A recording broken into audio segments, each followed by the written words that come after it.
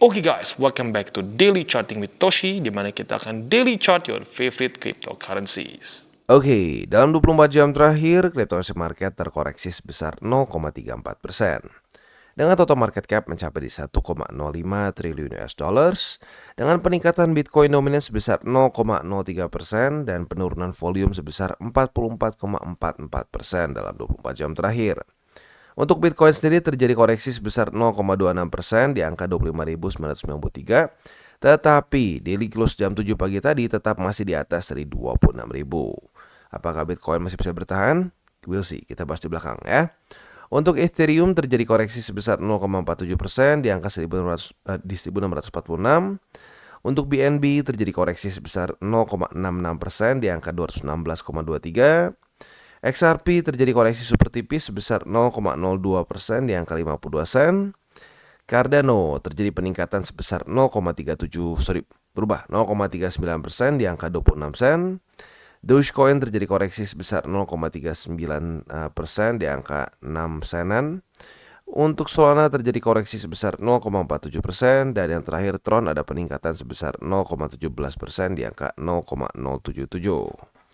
Jadi kurang lebih seperti itu overview untuk hari ini. Selanjutnya kita akan geser ke economic calendar. Tetapi sebelum kita masuk ke sana, kita akan dengar dulu pesan-pesan dari sponsor kita pada hari ini.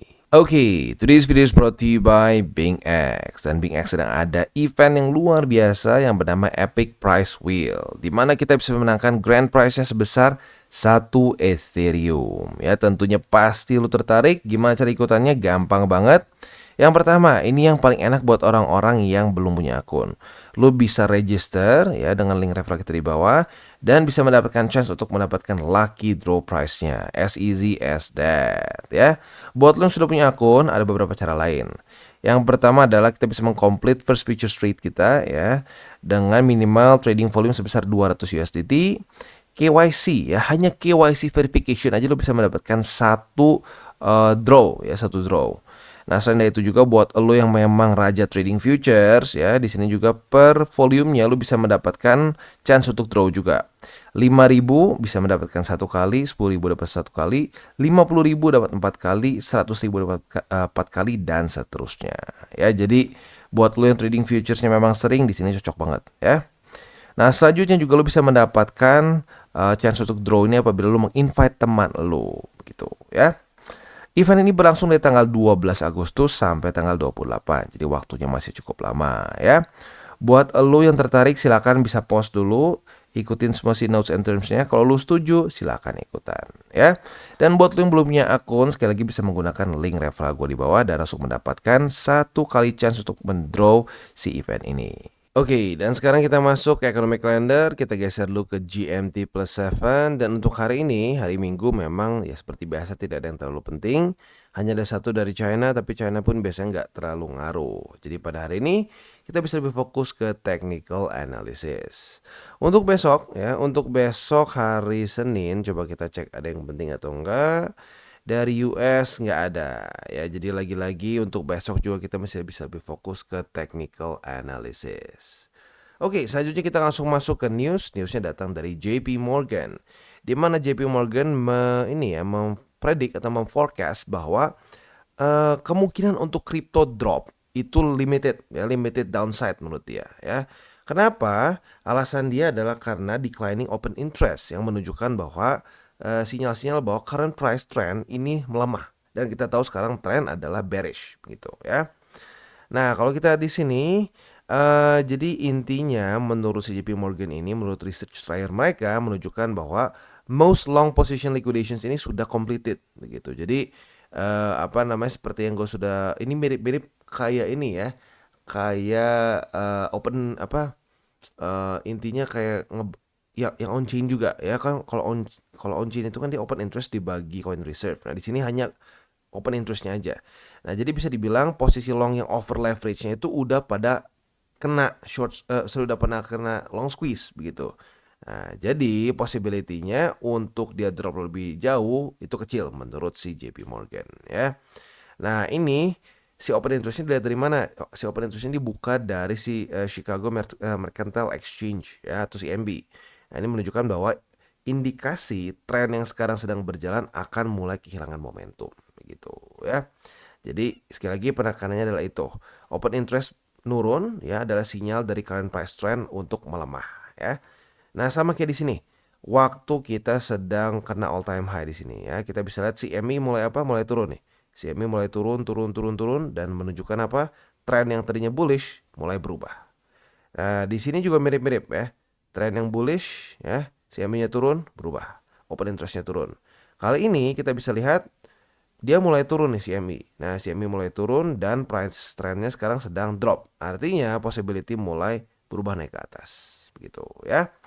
Jadi kurang lebih seperti itu untuk news dari JP Morgan, which is quite a good news ya. Tapi lagi-lagi ini hanya salah satu indikatornya saja yang menunjukkan bahwa kemungkinan Bitcoin atau lebih tepatnya kripto bisa bounce ya. Nah, selanjutnya kita akan geser ke analisa di Twitter ya. Ini ngomongin soal retest dari suatu neckline ya. Ini nggak cuma di kripto, ini berlaku di semua aset, bahkan sampai S&P, bahkan kalau kita mau lihat sampai ke indeks dolar pun bisa ya. Nah, jadi kalau kita di sini neckline itu adalah suatu apa ya bisa dibilangnya suatu struktur yang penting biasanya. Kalau kayak di Bitcoin itu di cycle kemarin tuh di 6.000 ya.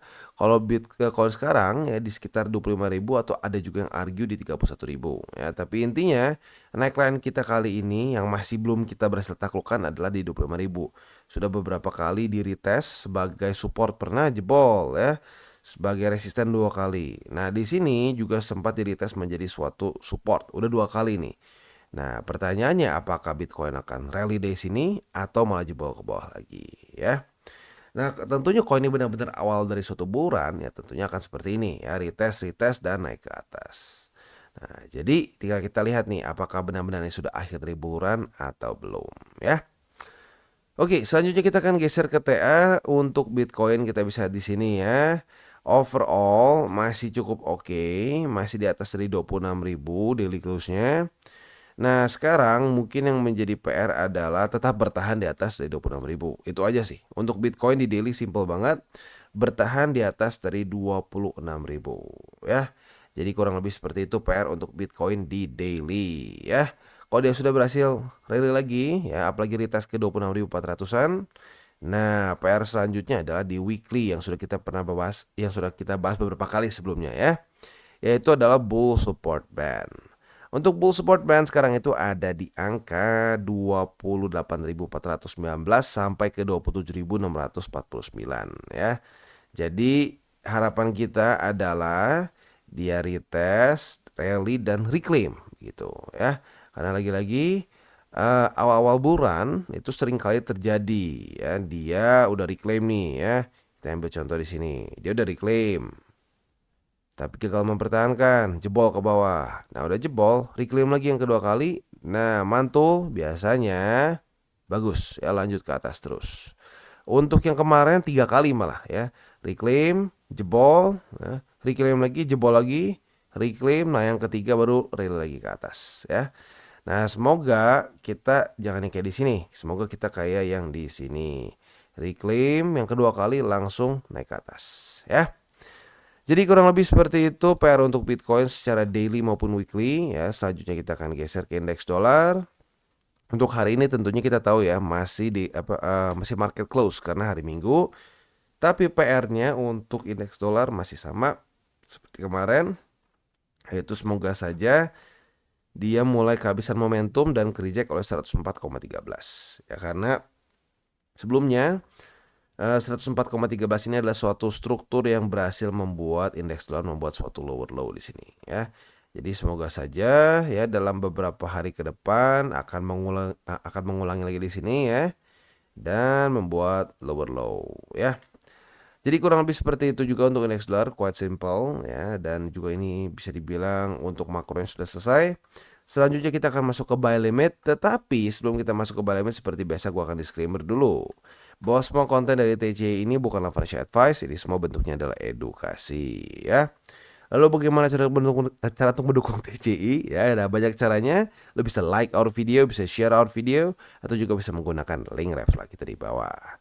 Dan buat lu yang sedang mencari hardware wallet, bisa pertimbangkan untuk beli di Encrypt. Karena Encrypt ini adalah authorized reseller dari berbagai macam brand hardware wallet yang ada di sini ya.